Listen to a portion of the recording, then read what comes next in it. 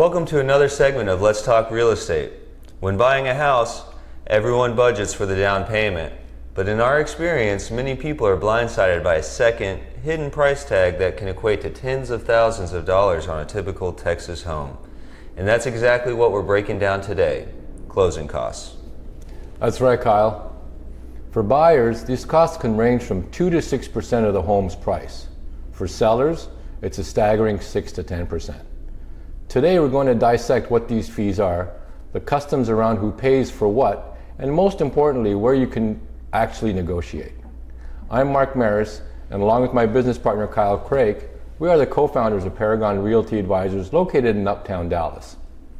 By the end of this video, you'll understand the entire process and know the key strategies to save thousands, whether you're buying or selling in North Texas.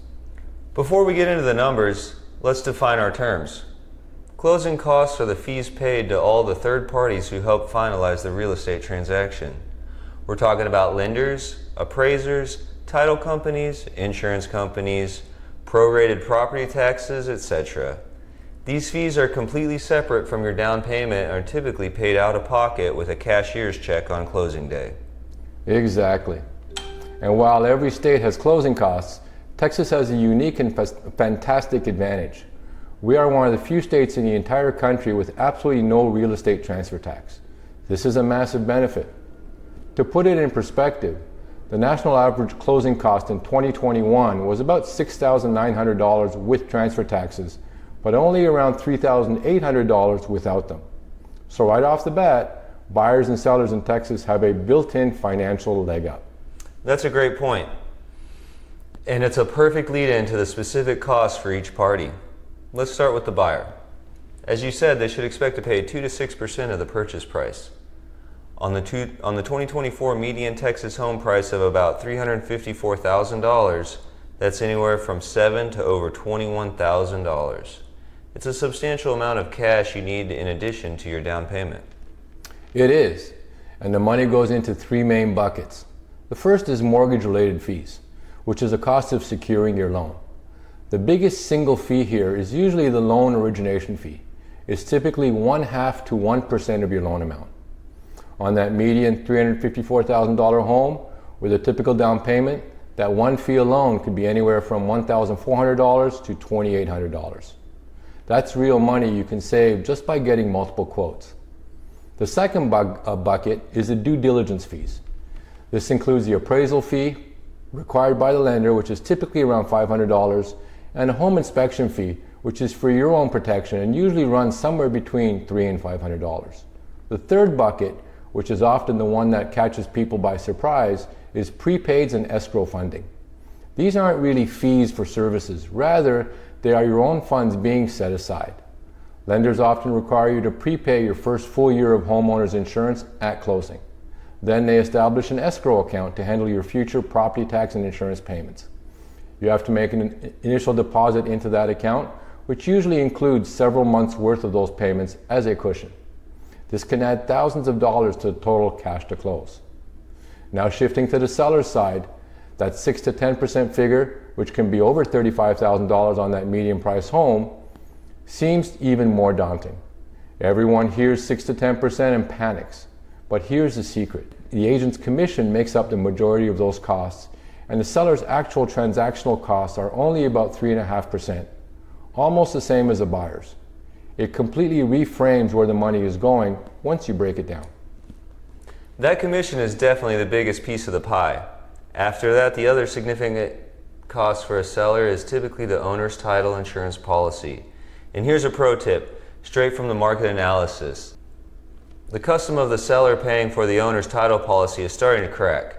The research shows a clear trend of this becoming a major negotiation point, as the traditional allocation is no longer absolute. Getting the buyer to cover this can save you, the seller, over $1,700 instantly. That's a perfect example of how custom meets contract. And that brings us to the negotiable middle ground, specifically seller concessions.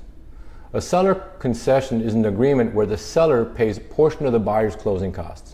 It's an incredibly powerful tool to make a deal work, especially if a buyer is a little short on the cash needed to close. The seller can contribute towards a buyer's loan origination fees, appraisal, title insurance, and even the prepaid escrow items. That's right, but there are strict rules governing concessions. The amount a seller can contribute is capped by the buyer's loan type, usually between 3 and 6% for a conventional loan. And there's a critical restriction. The funds can never be used for the buyer's down payment. The biggest risk, however, is the appraisal.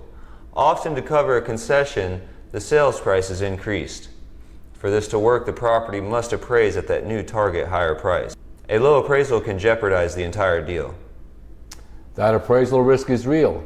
And speaking of risks, let's dive into a uniquely tricky Texas issue: property tax prorations. Especially when a seller has exemptions like a homestead or over 65 exemption. Texas property taxes are paid in arrears, which means you pay for the current year at the end of the year. So at closing, the seller gives the buyer a credit for the portion of the year they own the property. And a problem arises because those exemptions can dramatically lower the seller's tax bill. The seller will want to calculate their credit to the buyer based on their artificially low tax bill.